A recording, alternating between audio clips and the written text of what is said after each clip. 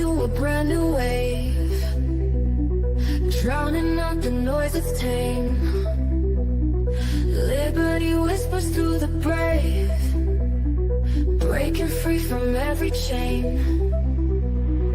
Nullify the rules they crave, crypto beats that pave the way.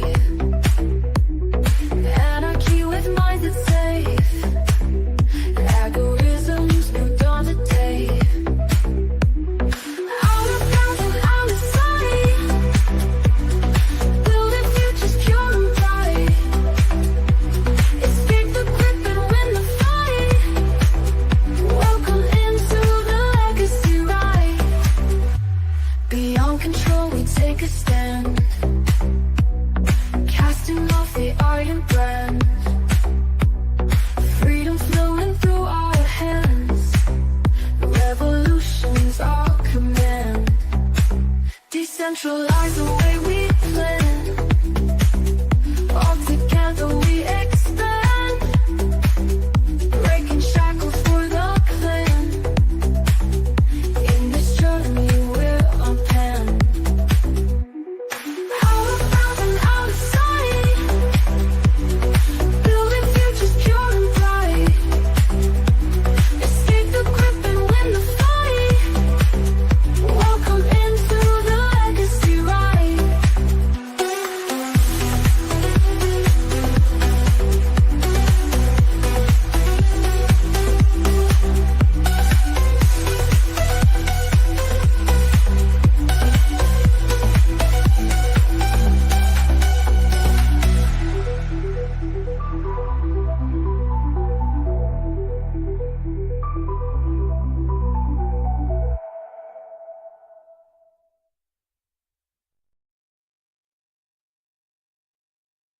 Happy Tuesday, everybody, and welcome to Legacy News, Episode 4. Let's talk about Trump. Everything's about Trump. It all goes back to Trump, which ironically goes back to Israel. And that leads me to a question for y'all. Drop a comment, join the conversation, answer this question for me. Is Trump you guessed it, or a Mossad bot? I'd like to hear from you. So, but with that, I am the legacy of Jennifer and Kaiser. I'm Zachary Kaiser. I am your humble host. And let me get the proudful one, or the prideful one. I'm Andrew not proud. Joseph. I have too much That's shame to. I have more than enough shame to go around, man. That's a bold-faced lie. Stop it. Stop it, you narcissist, you. I'll be Stop making playing money off like people's- Donald Trump. Donald Trump. Goodbye, Andrew. So, how is everybody today? Anyways, okay. what's not proud. going on? I'm proud's anonymous. I mean, you should be trying proud, to get off man. proud. I mean, you should be proud of yourself in some capacity. I mean, look, you did a all should have a wonderful little job pride. with. Well, yeah. I mean, you should. I mean, look what you did. You got a nice setup right there. I mean, you turned your walk-in closet, into a studio. It's like, man, that took a lot of work, man. Right. Before we jump in, let me ask you. What made you? No, think I'm not about, coming out of the closet until the end of this episode. I mean, you can stay in the closet as long as you want, I guess. But I mean, just I gotta go to before we work jump tonight. into it, before we jump in though, what made you think, in just a short, sweet response, what made you decide to to turn your closet into a studio, into an office? Well, I have all these books, and it's a lot easier for me to. I mean, I already had them in here. It's just a lot easier for me to have the computer in here and just research and do whatever I got to do. So plus, it's a little bit quieter. It's like is it relatively soundproof? yeah. So Nice. So, but with that, should we jump into the video? This is Martin Goldberg, Sure. everybody. It's a long one, so let's jump into it so we can finally Co- discuss it. it's Coach Goldpill. It's a what? It's Coach Goldpill. Coach Goldpill? Yeah. He had an What? episode one time where he was playing off of Coach Red Pill, and he said, "I'm Coach Goldpill." Interesting. Interesting. Well, let's jump into it. Welcome back to here at Goldberg. Today I'll be talking about the economy, wages, and what might be coming down the pipeline. So we'll start with the tea and crumpets, a very good place to start. NHS England to cut workforce by half as streeting restructures. They're going to go from 13,000 to 6,500 as entire teams are axed to save money and avoid duplication. Can you imagine voting for a left-wing party and they end up being worse on welfare, public sector employment? The health minister is a power bottom and he's just gutting services. This is happening because Europe is scared Trump's not going to back them against the Russians, so they're having to put more into defense. They're making cuts to international aid, welfare. There was a Hijabi-led charity that just folded in the UK because of those funding reductions. Whether they're going to face Russia head-to-head is more up for debate, but they could fund an aggressive insurgency campaign in eastern Ukraine, irrespective of whatever peace agreement materializes. That would significantly bleed Russia because we have seen between the Russian armed forces and breakaway republics over 100,000 casualties, and that's not incorporating the ones that will sadly probably kill themselves because of PTSD. It's at a time when Russia has a very poor fertility rate, and the ones who are having babies are the Muslims, Chechnya, Dagestan. They have rebelled before. If they do so, if Russia has to allocate funds to rebuild those regions it's taking over, it's going to be quite costly. And so will Putin survive? Is he getting too old? Lots of questions, but this is not a geopolitics video. NHS England staff said they were in shock and awe. We're going back to 2003, aren't we? In all honesty, can you imagine if Gore had gotten elected? 4 years of Al Gore could not have been as bad as 16 years of Bush and Obama. We probably wouldn't have had the $5 trillion spent in the Middle East, and even if he gave away some money for green tech, if you look at the size of the Clinton budgets, assuming Gore would have followed that roughly, maybe some modest increases, we might have staved off the inflation apocalypse a little bit longer, although that could just be wistful thinking. Here's another one. Senior TV producers take shelf-stacking jobs as UK industry remains in crisis. I felt very lost and insecure. Senior producers with decades of experience are working as high street shelf stackers, car park attendants, and in pubs as a prolonged crisis continues to sweep through the TV world. Is anyone still going to the theater? Maybe as a gimmick for old time's sake. It's not a great spot for a date unless you already know each other pretty well. Some years back, when the first 50 Shades movie came out, I was dating this Latina, and we go there. We were 2 out of 4 people in the theater at the time. And the scene where Jamie Dornan was using the switch on the girl, that chick I was with just went crazy. And frankly, we probably could have been arrested, but luckily it was a different time, different place. And as for streaming services, I just wait for it to come to the library. Why pay into that? A producer with 20 years experience was working in a pub. Another with 7 years experience was doing temporary labor work. Other seasoned professionals had taken roles, including working at supermarket checkouts as classroom assistants and tour guides. Another said he was having to sell my home and retrain and do the letter work. One producer, formerly on a 6-figure salary, who has been living off savings, said, "You can fill a stadium where everyone was being affected. I'll see how it was about factory closures or how people lose their job and make national news. It's 40 times worse for the film and TV industry right now, and nobody seems to notice." Well, I do notice. You can hear my heart beating. And people notice me, like they'll do the little echoes around the name. Oh, good for you. Congratulations. You know how to read. But there's this great myth that holds the British Empire benefited the average British person immensely, which is not the case.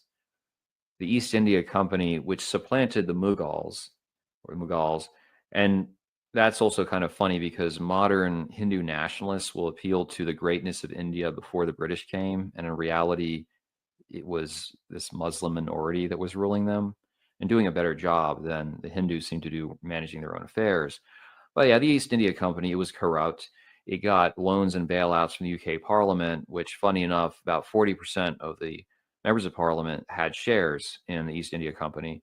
But that money didn't make it back to develop the UK into this powerhouse of sorts, not on the level it should have.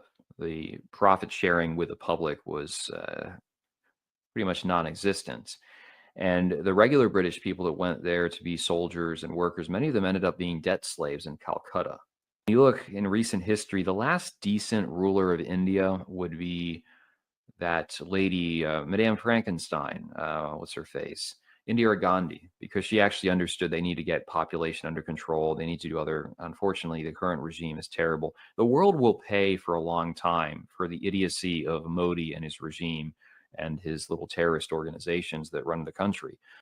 If you look today, especially since the industry departed, most British people, unless you go to a high ranked university, get into politics, you get into business, they don't have an enviable lifestyle. They can mock you Americans, but most of you would not want to trade places with them. Well, we have free healthcare. Not much longer. They're going to privatize the NHS. They're already in line to do that. So I do feel bad for them. I think we should be opening more spots for the normal English and Scottish people to get out because it's kind of a sad situation. Okay, so United States, this is from Fed News. I kind of had to talk about it. I lost today. Can't stop crying. I have 15 years in a Fed job. Love my job. Love my agency. Today I just broke. I had to take the afternoon off because I couldn't stop crying. I ended up with a migraine. It's so mean. It's just so mean and horrible. Yes, I'm still employed and so grateful. But every day I wake up wondering if today will be the day I get fired. And I see dedicated, wonderful federal colleagues get let go because of one man's ego. This is trauma. I wanted to stop. Now I'm crying again. Sorry for the pointless post. And they were, oh, we're stand with you. Keep the faith. I will say some of these people are not exactly winning converts with their reactions. Let's see, it goes both ways because the government needs to be reduced. But on the other hand, you have people that literally want to destroy any good career that exists. That's their objective is like everyone has to get to the bottom and be like some 1099, but not a good 1099, like the crappy 1099 trying to scramble to survive in a low wage position. So it's difficult. Anywhere you look, you have to have contempt for who you're interacting with on the political divide. Before we dive in, I want to talk about that actually. He does bring up a point. Seems like it is somewhat of a scramble to force people into this position where they're in survivor mode. And there's a difference between being a 1099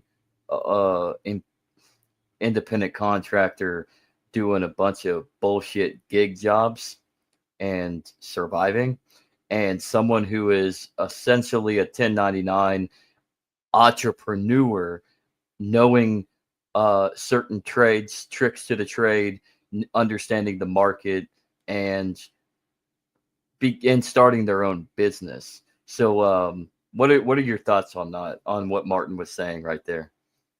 Well, I think what I think is this: if you're ingrained enough into something, you've been doing it long enough, you can operate independently. Like when I was a security guard up in Knoxville, there was this guy who had been like doing the water processing for this our site for years and years, and I guess he worked for a company and he would go out and do just different sites and stuff like that. And he decided to finally go into business for himself. And like you said, there's a difference in somebody who's just just trying to do bullshit gig jobs like DoorDash and all that, and people who are so knowledgeable that they can just make it click, like it's bread and butter. Yeah, and nobody's denying that. I mean, if you're doing Uber, who cares? Go get your money somehow, right? I know motherfuckers that were doing like Uber back in the day when I did it for a little bit, right? And I even did the same thing. And I'm talking Uber, like actual ride sharing. Um, we would all like click together and like make plans, and like we were actually like passing off business cards to people, give us a call. Like you can even with Uber, you can do a private contractorship where you can roll out your own client list and market yourself out. And I mean, and people call you without using the app. So you can actually turn something. Now I can get it like Uber Eats or DoorDash. You can't, you can't get away from that. And nobody's downgrading people for doing it. I mean, shit, It's we've something done Uber Eats and to DoorDash. something to It's burn just not. time with, right? You only have so much time in life, but most of Yeah. it, it's like Steve from Critical Crew University says, all the gains that you make in a market are in a very short period of time. The rest of the time is just a bunch of bullshit that you're trying to figure out what you're doing. And in the context of that, people who are doing DoorDash, they're just trying to figure out what they're doing, and they're trying to, you know, pay the bills right now until they can get an established framework for their route forward in life. Yes, either that or and a lot of I mean I did it a couple times and I met this really cool dude. He was actually retired.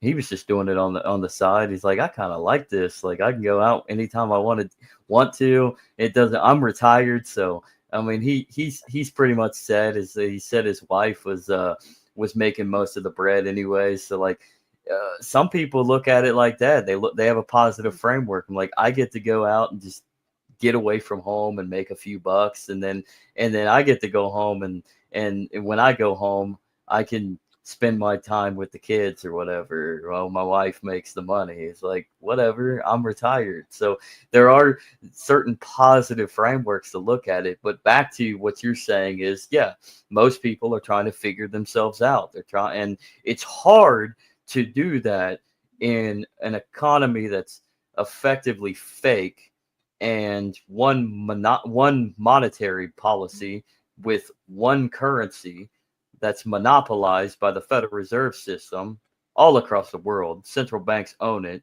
So, and you're just constantly indebted to a servitude system. But at the same time, you have people that are actually finding themselves, they have their own hobbies, activities that they're trying to work towards while they're trying to just make ends meet and pay the bills. I mean, and it sucks. It sucks because in on that level, you are effectively um, you're you're surviving. You're just paying bills, Yeah. and it seems like it gets really black pilled and muddled into that realm because you think I'm doing this and I'm hitting a brick wall, but perhaps you're also planning for a future in some other capacity as well. So I don't know. Anything more to say on this, Andrew, before we get back? Just you got to think about your time preference whenever you're doing anything. Is you're not going to be successful overnight. It takes years of studying to get to where you need to go. Fair assessment. Fair assessment. I like it. Fine. People have asked about Trump's tariff policy, and there's different ways you can take it. It could be Trump, he does as he pleases, basically the classic. He wants to be tough guy. He wants to shake things up. You have to remember he's old, and this is his last chance to really make an impact before he's succeeded by JD. And so it could just be that shooting from the hip with no plan. Or you could look at it from a grand strategy perspective, like the McKinley tariffs. Jack them up so you have another form of taxation, but you build homegrown industry. The analysis I've seen, and I'm not pretending I did a deep dive, there was in fact a resurgence of business, of industry in the continental United States, but the exchange was a massive increase in prices. And people might say, well, who cares? The cost of living is outrageous today. Yeah, but it could go even higher. That's the difficult part. He is trying to get the rates down. So some have argued this is why he's crashing the stock market. Remember, Trump, up until COVID, was the biggest cheerleader of the stock market. As such, things change in politics. What can you really do? The third interpretation is that tariffs are utterly disastrous and they're going to set people back, potentially create a 1930s style situation where everyone's doing protectionism, and then you have a great deal of economic stagnancy. It has to be accepted, of course, that some of these policies can be a little bit counterproductive, like they fired USDA people, then they were trying to recall them because they're trying to deal with this biosecurity issue surrounding the chickens. Apparently, you're not supposed to eat the chickens that have bird flu, which strikes me as a little odd. You could probably cook it to where it's relatively safe. Or are we getting to the levels of FDR during the Depression, where you slaughter 3 million ham beasts to bring down prices? But it's hard to say exactly where things will go. Lutnick has been contradicting himself constantly. Navarro was on CNBC maybe yesterday, spurging out, they didn't enforce USMCA, they didn't enforce USMCA, which might have been in part because of the pandemic, the Biden administration. What kind of surprised me is that Biden didn't make another crack at the TPP, because Quaker Oats Paul Ryan, even Rand Paul, were supportive of it. And the idea, at least in theory, behind the TPP was to create a regional economic bloc that did not have China as a member. So you have that economic strength outside of trading with Beijing and its various enterprises. But in the end, it might have been entirely different. There was apparently a conversation between Trudeau and Trump where Trudeau said if they had fair play, actual free trade, Canada's economy would collapse. And this brings up the age-old question of what is free trade if you have subsidies or special tax benefits to homegrown industries.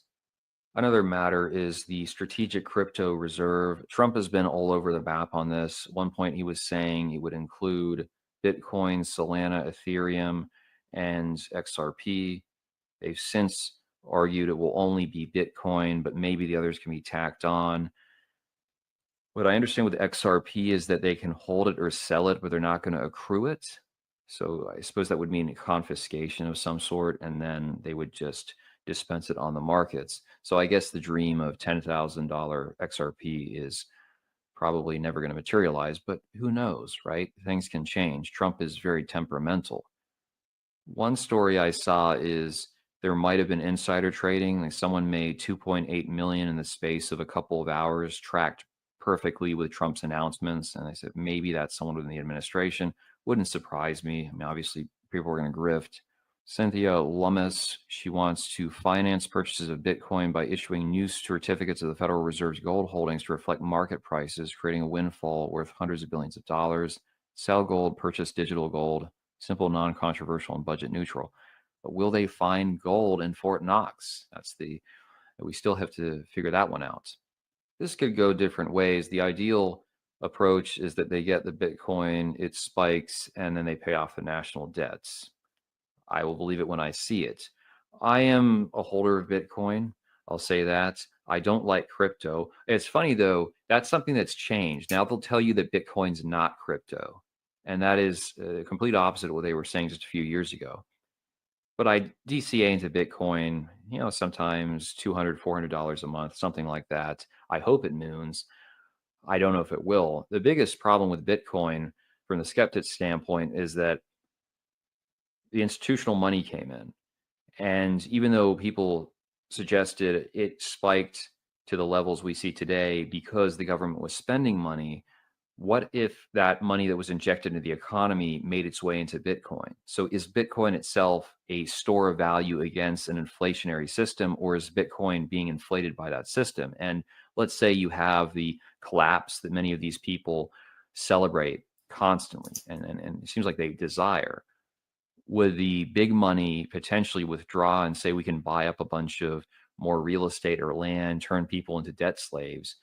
Will they hold on to Bitcoin? If they leave, if they give up their holdings, will the price be supported, or is it going to come back down dramatically? And maybe it's only 70,000, maybe it's only 50,000, but will we actually see this Bitcoin at 1 million, Bitcoin at 1 billion type thing people talk about? I would like it to happen. I'm not going to liquidate my Bitcoin, but I'm also the one that says I'm realistic, because you can't ignore all that money that came in and then assume it's going to be there in perpetuity. That's the mistake. Not that it came in, recognizing it, but then saying, oh, it's just got to stay and it'll always grow in value. We'll see. Here we go. The Latinos are fighting usury. So they want a 10% cap on the annual percentage rate, inclusive of all finance charges. Those you don't know, higher rates of interest historically were used as a hedge against the potential inability of the borrower to pay. And I'm not going to bore you right now. I'm going to discuss it in a book on the Care Bears in more detail, what happened during the Middle Ages. Although those interest rates were being used in a double sense, because they were a means of the king taxing without actually taxing. So we can deal with it at another time. What would be the impact? Well, it's not going to be on me, because I have a credit score over 850, which is pretty good for a black man in America. If they follow through on this of 10% and no charges in addition, remember, a lot of our economy runs on cheap credit, because this might just be credit cards, but of course there's other stuff that could be similarly impacted, maybe included in the bill. Used cars, $29, you drive away today. Payday loans. What's going to occur if lower income people cannot get access to cheap credit? It sounds good, flush all this waste out of the system. But will the economy function? Will this not be a sledgehammer blow? Like if they were to go after these racially preferential loans, the hotel industry probably cooked. We can sit here and celebrate, and many will, and perhaps say there will be a benefit. I just wonder if you're not going to go to some level of Mad Max. You think the urban market is going to appreciate it when they can't drive away in a Cadillac CTS anymore, when they can't afford their lifestyle? How's this going to work? See, things are quite fragile. It's like I said, when you have this Doge, which is a good idea, but you should do it sensibly. You should do it in a managed fashion. And preferably, before you start a trade war in tandem, you should pass some stuff that kind of cushions the blow. Because otherwise, if we continue sinking, like everyone's celebrating because they have a vested interest, and I'll do a separate video on collapsitarians. When I say vested interest, not that they're necessarily going to be well off financially. They just morally want the satisfaction of being, haha, I told you so. It's going to be ugly. And it's probably going to be ugly for you. And it could very well be ugly for your parents, which that might fall on you then if you have somewhat of a good relation on them. So be careful what you wish for with all this collapse stuff. It brings me to the question of owning real estate. And as you know, I bought a house some years ago. I got in just in time, right as COVID was taking off, although I did miss the massive market dump in March of 20 because I was kind of out of money at the time doing the closing costs, the down payment. But I bought an older house, which was still in solid condition and just over 3% interest rate. Since then, pretty much anything that's gone up on my town, it's 400,000, even if it's the same age and basically no remodeling done. 400,000 at a interest rate that's basically double. And I say, how are you going to even rent that out for a profit, to be perfectly real? This is, I should note, an issue where when you talk about the realities of being a landlord, these people come in the comments being like, oh, you're just a fat cat, parasite landlord. Like they have no clue. They think that regular landlords are in this high margin business. The reality is no, because you are responsible for everything. And this is what becomes kind of complicated. So I was considering, maybe some other options, maybe pick up additional real estate. I prefer securities, just because when they go down, the worst thing that happens is you have to wait or you go live in a car. But with real estate, it's on you. You're still paying all those fees. And if you lose a source of income or whatever, good luck. So I found one about 40 minutes south, roundabout built the same era. And it says needs TLC. I was like, oh yeah, that can mean a lot of things. Another one, hour and a half, different direction, $50,000. I talked to the realtor lady. She said, Well, it needs a new septic field and system put in, but we don't know if the local government's going to approve it because of health reasons. But if you're good at excavation, you could do it. I was like, no, no, you don't want Goldberg in an excavator because I might become Martin Nieheimer, or whatever they call him from Treads. Then We're gonna finish it, but about the real estate thing. Real estate markets are interesting because they don't completely compare and contrast to the rest of the market in general because there is fluidity.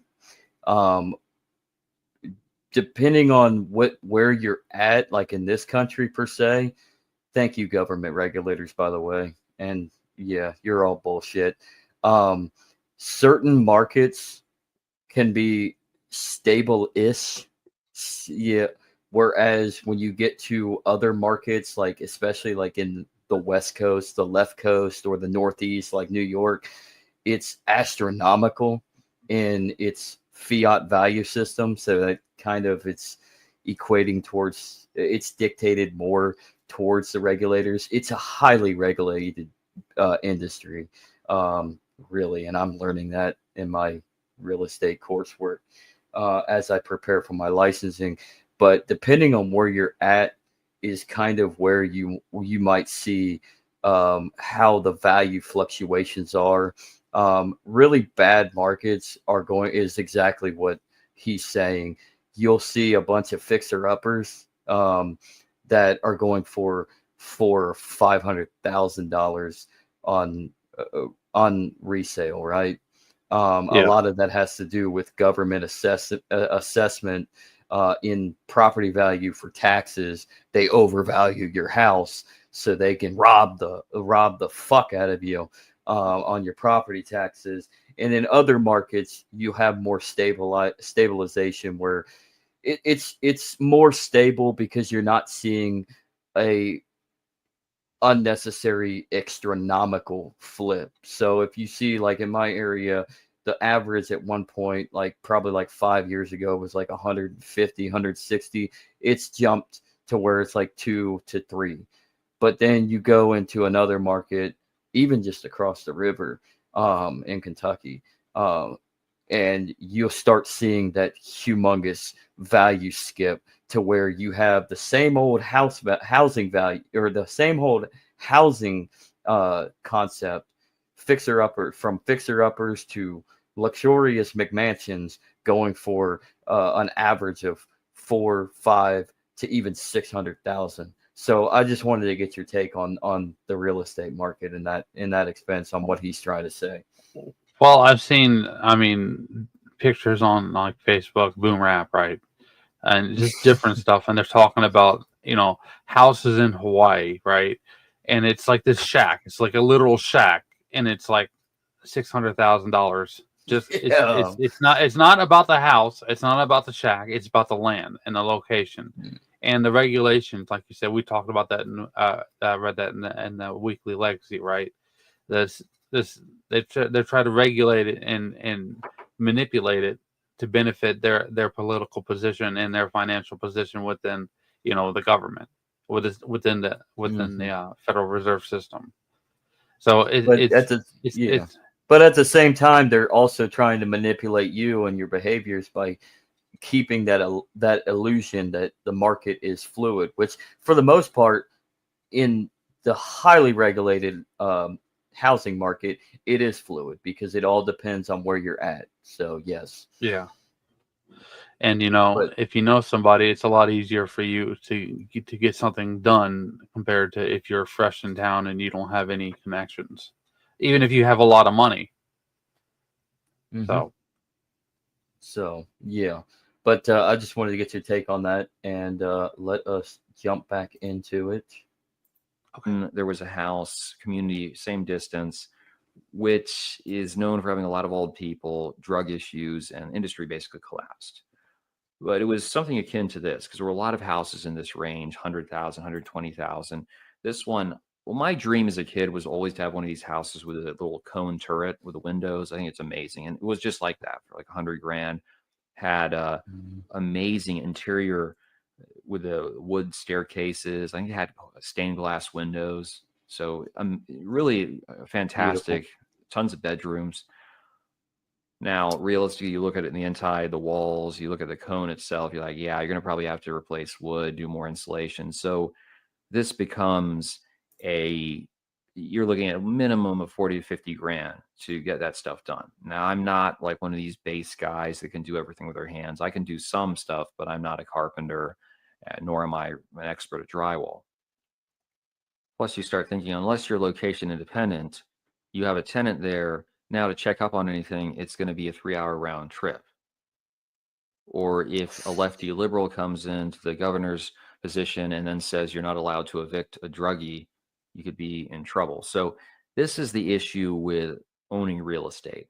It sounds good, but it's more complicated. And then you end up having to give a lot of your time, or if you don't want to do that, you have to shell out the money. So I'm going to give you a story just in line with that. My house, a couple of years ago, I had a guy come out to quote putting vinyl siding on. It's like, all right, simple, do it once. I'm thinking 8 to 10 grand, maybe 22,000. And he's like, oh, and we can replace your door and we'll do the soffit work and it'll be like over 30. I was like, yeah, I don't think so. But just recently, this habanero came out. Nice guy. He's like, okay, yeah, this, da, da, da, da. And I'm once more thinking, okay, painting it as opposed to vinyl siding. Oh, this is going to be maybe max of 10 grand. You don't have the same material demands as the actual physical siding going on. He comes back with 18,000. And it sounds outrageous to me. I'm talking to other people that may in fact have a better rate. Although some of you would say that's perfectly normal. You're running a business, which I do myself. You have to pay for fees, insurance, you have to do your estimated taxes. He has a crew. This is totally reasonable. If he has any equipment, rentals have gone up dramatically in price recently. But that's kind of besides the point. It's not the fact that it's this amount of money. Like last year, I had my roof redone, and that could have been an area where some was saved if I had done it earlier, because I had bad advice from these home inspectors, from some of these tradesmen that were saying the roof is fine when it really wasn't. So these meth heads came out and did a repair job, and they did it terribly. But yeah, the roof, understandably, it's metal, it's over 20 grand, but it should be good for pretty much time immemorial as far as I'm concerned. But if you're trying to absorb these expenditures, and I make good money as a single person, I don't have to go into debt for anything besides a house. If I want a car, I'll just go and buy, it'll be used. Although I was in tears. I'm not usually in tears. I usually don't break down, but when I saw Trump and Ellen with the Teslas, I said, I have to buy one. It's so MAGA. It's pro-America. I'm going to do it. I'm going to buy a Tesla. Mark your words or my words. The only times other than that I've really been teary is watching that Iron Giant scene. You are what you choose to be. But beyond that, yeah, I need a Tesla. Anyway, my point is, as much as I do make good money, and it would be tighter if I had kids, if I had a trad wife with a shopping problem, it's not the fact that these things cost a certain amount. It's the fact that our wages are not keeping track with the rise in prices. There was this big fanfare after Trump passed his tax bill the first time around. They said, oh, the wages increased for the first time since I think the 80s or the 70s. But it's not enough. Like for me, I should be making another 50 or 60 grand base to be in a reasonable position. And a lot of people, if you're working fast food, if that's your main livelihood, you should probably be making 25 or 30 an hour to realistically interact with the present economy. And this is what not enough attention is paid to. If you have such a system, I see houses in this town, they're not being maintained. It's because if you're only earning 60 or 70 grand, how are you going to afford a $20,000 repair, even a $10,000 repair? And on top of that, well, why aren't you putting money in your 401k? So you can just figure most people should be making dramatically more money to compensate for how expensive it's become. And this is not getting enough attention from any politician, quite sadly. I'll leave you with this. If I ever hit the mega millions, or if, Bitcoin does its thing, my plan is, this is kind of my unfulfilled ambition. I would go around and I would buy houses like this one that I showed you, older houses, but still structurally sound. I would have them remodeled. I'd do it through my foundation. And then I would find it would have to be some reputation based thing, whether a religious organization or civic group.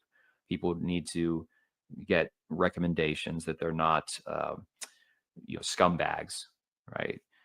And just let them buy these houses for, let's say, 50 grand cash, totally remodeled, bunch of bedrooms, good for a family. I would love to do an end run around all these financial investment firms, the government, all this, because it would be great. I mean, you look at our system today, it's fragile because much of it's propped up by credit, it's propped up by the government. But how fantastic it would be if you could give folks an opportunity at home ownership at a reasonable rate and just say, screw all those other entities.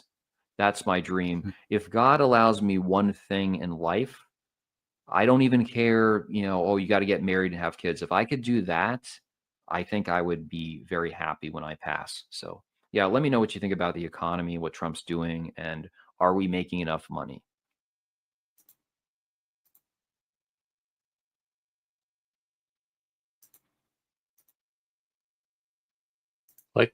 That's Like, absolutely beautiful. I agree with him on that. what are you, If there's gay? two things, shut the fuck up. Shut the fuck up. But two things in my life. No, you're right. You're right. That is a very pretty house. I like that. I like the Yeah. princess roof that they got there. It's like Walt Disneyland.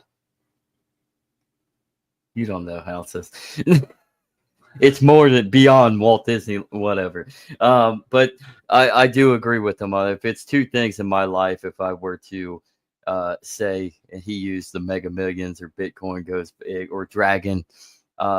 One, for myself personally, I'm in the same boat as you. I'm investing in dual citizenship, visa free passport via St. Kitts, and figuring out my needs of going where I can be treated best, right? Find my own scope in life. But another thing that I would really think about doing is exactly what he said. Just buy a whole bunch of real estate, undercut the regulators, undercut the firms, undercut the whole system, remodel these homes through a foundation, just like he said, and then sell them for 50,000 cash, all remodeled. Vet the process so that it's a bunch of good single family, hardworking people that are in need of homes, and we can literally erode the system by voluntarism. Yeah, that's basically what he's saying. I don't have a problem with that.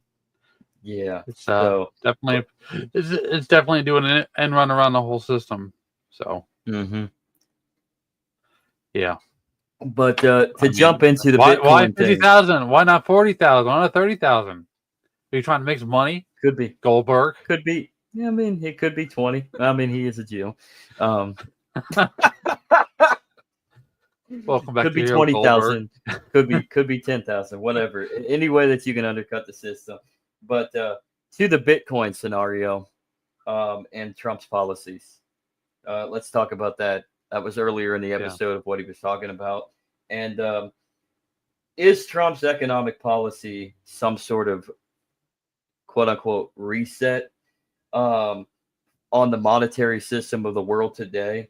And if so, could it be a framework in the attempt to erode our national debt by complete total inflation of the dollar, pretty much destroy the system as it is to get us out of debt and get us out of the dollar and reset it effectively? I've seen Get us out of different the interpretations as to what they're going to do. One of them was supposed to be XRP for the banks, and I'm going to say this: it does benefit the fact that it's transparent. You can view it on. It can be audited on a blockchain, There's no more of this bullshit where we're using black cards and CIA asset versus FBI asset when they're on the same team. That just left wing, right wing, whatever. Mm-hmm. It's You're out in the open. undercutting the It's regulations. finally out. It's out in the open. Transparency is the key. I'd like to keep my eye on it and see if that really is truly his scope of thinking. Perhaps that is his thinking. Use it to destroy the credit expansion scheme of the Federal Reserve, and make it more transparent, more competitive, and easily erode the national debt through just completely destroying the dollar and setting up on a different trajectory. But another thing is, to continue on that topic, does he truly believe that he will usher in a golden age after the pain subsides from effectively an economic collapse through his tariff policies and et cetera, et cetera? Kind of like what Malay might is seemingly doing in Argentina, I guess. You can't let air out of the bubble without actually causing pain. Pain is an adaptive, function of who we are as people, as individuals. We have to experience pain to grow, right? And as an economy, that's just an expansion of that concept across the board. So yeah, we're gonna feel pain, but that pain is going to benefit us in the long term. It's like what when Jimmy Carter was president, right? They messed with the interest rates, and then Ronald Reagan came in, and it was very beneficial, but it was very painful at the same time. Yeah, they messed with they manipulated the interest rates under his regime because it raised the interest rates. Yeah, they did. They manipulated it. Mm-hmm. They manipulated them by raising them because of the deregulation that did occur under his regime, and then you dropped into Reagan, and it was kind of like a pass off. It was a pass off, exactly. It was a pass off between Carter. It was passing the torch. So good things came out of both the Carter and the Reagan administration, just like there were bad things. So economically, I think when it comes to both Carter and Reagan passing the torch to each other, you had some good things that occurred. Policy-wise, on the political measure, through certain foreign policy initiatives, both sides were bad, terrible on. But both sides did pass off some good things with deregulation and responsibility. But to Bitcoin, you mentioned the XRP. But now let's jump on the Bitcoin Core. He mentioned Bitcoin Core. They're saying, like, is it even a crypto anymore, right?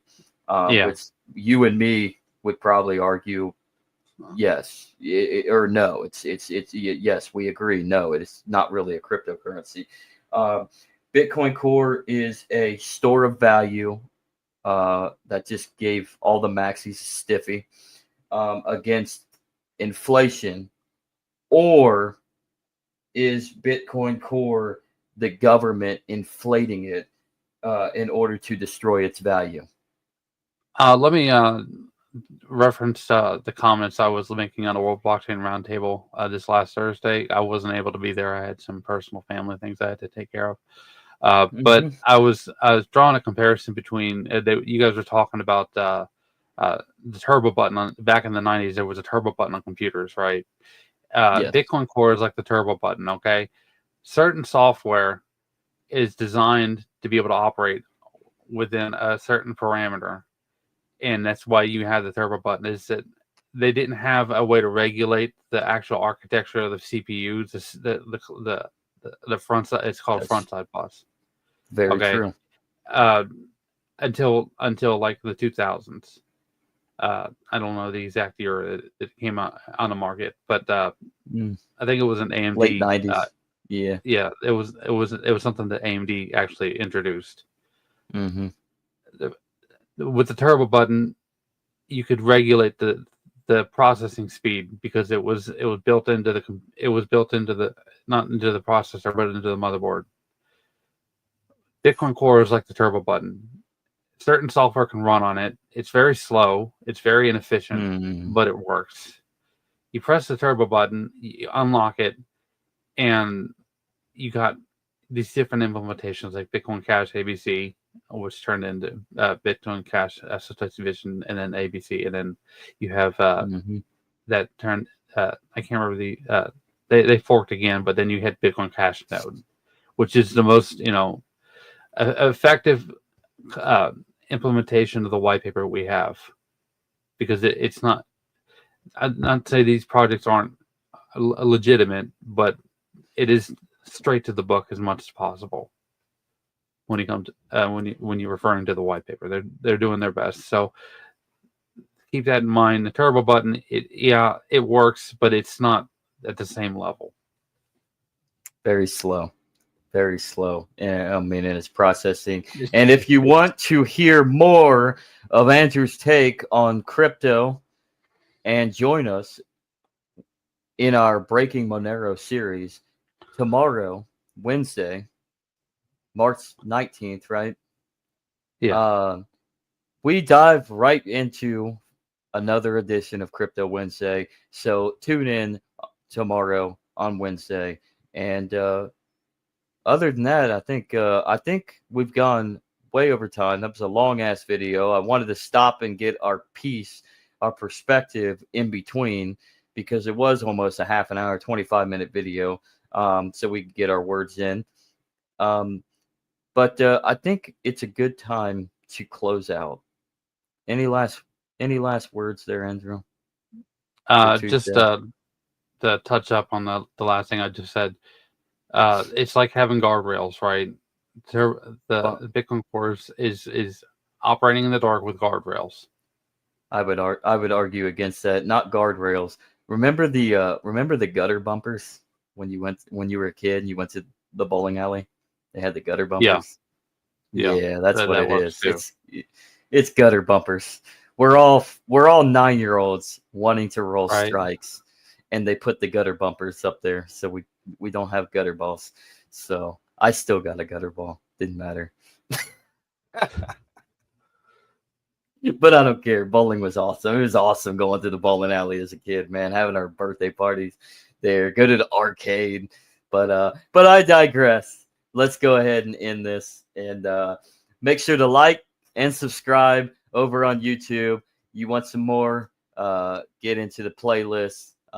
Hit that bell for notifications after you subscribe. And go down below. Join in the comments. Join this conversation. We want to hear your piece. So, but this has been another edition of Legacy News. Let's take it out. I'll let you end it there, Andrew. Thanks for watching, guys. Have a good one, and join us tomorrow for Crypto Wednesday. Peace.